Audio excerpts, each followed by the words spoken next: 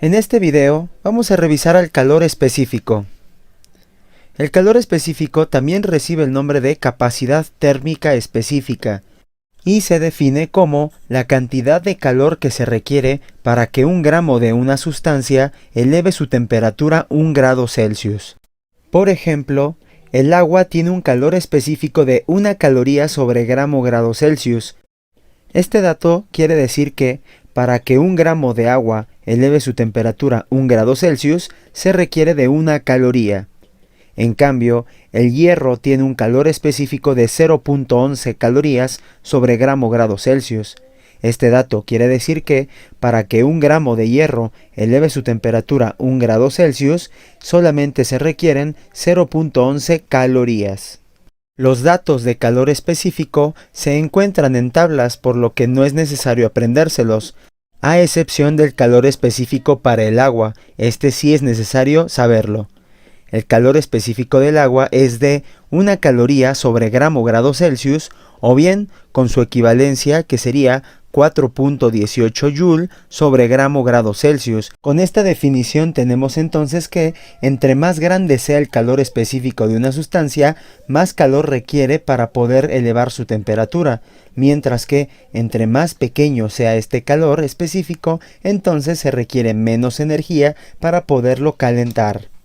Por ejemplo, si tenemos al cobre con un calor específico de 0.093 calorías sobre gramo grado Celsius y tenemos al hierro con un calor específico de 0.11 calorías sobre gramo Celsius, ¿cuál es el que se calienta más rápido?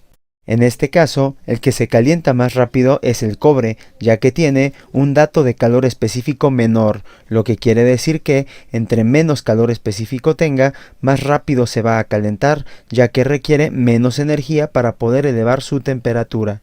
Entonces, con el concepto de calor específico que acabamos de revisar, más el concepto de calor que ya se revisó, podemos representar una relación de estas dos variables por medio de una ecuación.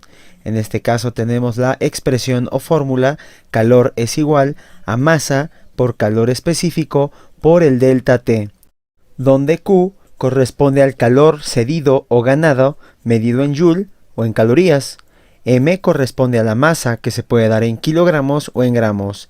Delta T corresponde al cambio en la temperatura, que se puede dar principalmente en grados Celsius.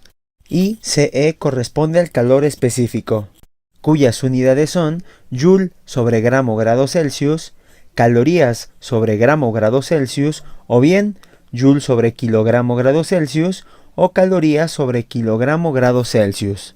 A partir de esta fórmula sabemos que el delta T corresponde al cambio en la temperatura, y este se define como la diferencia de la temperatura final con la temperatura inicial. Por lo tanto, la misma expresión nos podría quedar como calor es igual a la masa por el calor específico por la resta temperatura final menos temperatura inicial. Cuando el cambio en la temperatura es positivo, quiere decir que la temperatura va en aumento, y si la temperatura va en aumento, entonces el calor va a ser positivo. Esto quiere decir que el cuerpo absorbe calor. Mientras que, si el delta T es negativo, esto quiere decir que la temperatura disminuye, por lo tanto, el dato que obtengamos de calor va a ser negativo, y esto quiere decir que el cuerpo cede calor. En conclusión, el valor de Q puede ser positivo o negativo: positivo cuando gana calor y negativo cuando pierde calor.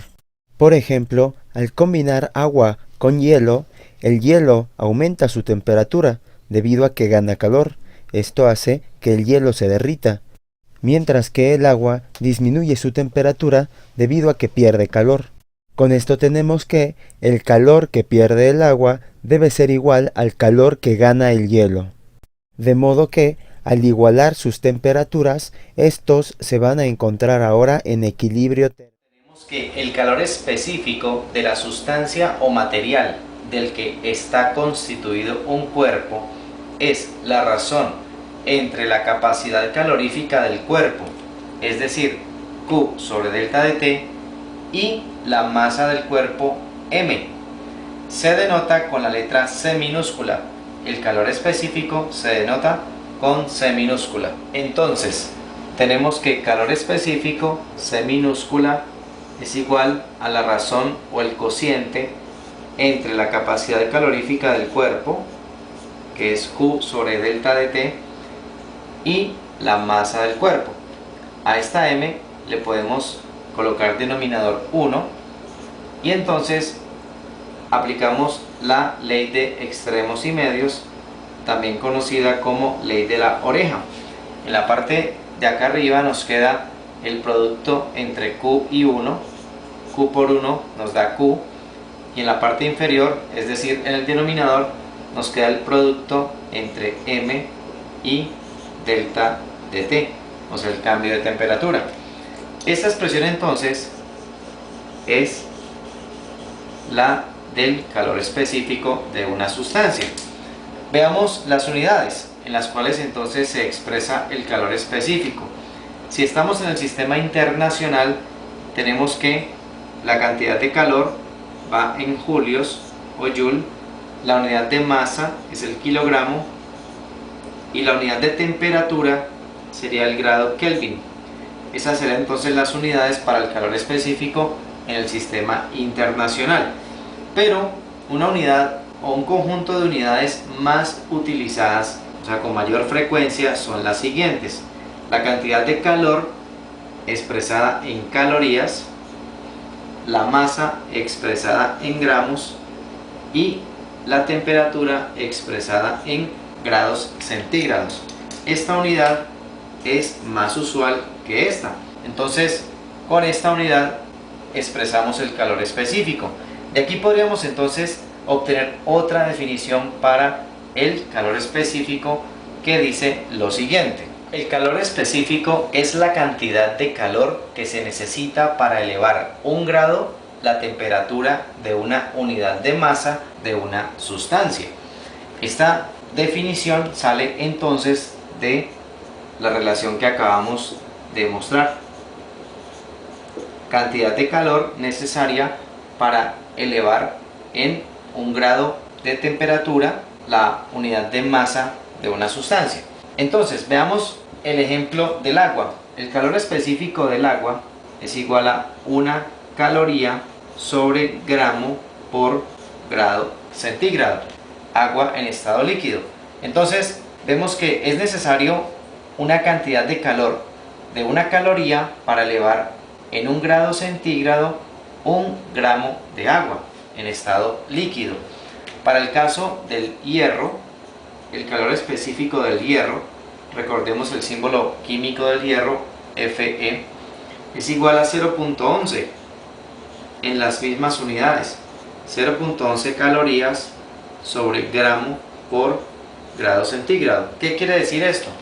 Que 1 gramo de hierro requiere de 0.11 calorías para elevar su temperatura en 1 grado centígrado. Vemos entonces que el calor específico del hierro es menor que el calor específico del agua en estado líquido. Esto significa que si tomamos una misma cantidad de hierro que de agua, por ejemplo 1 kilogramo de hierro y 1 kilogramo de agua, que corresponde a 1 litro de agua, y los colocamos sobre una estufa, entonces vemos que el hierro necesita menor cantidad de calor para elevar la temperatura que el agua. Eso quiere decir que se calentará con mayor rapidez la masa de hierro, el kilogramo de hierro, que el kilogramo de agua.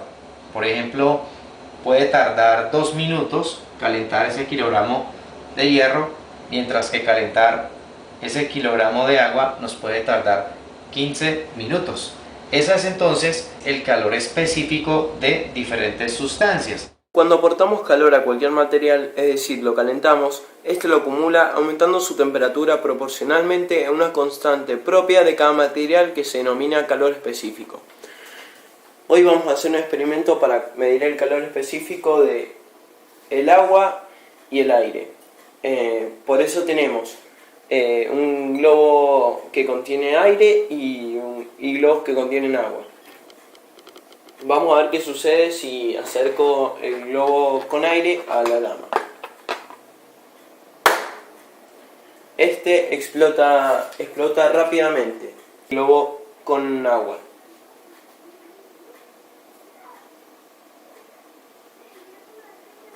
De esta forma, que es muy sencilla, comprobamos el calor específico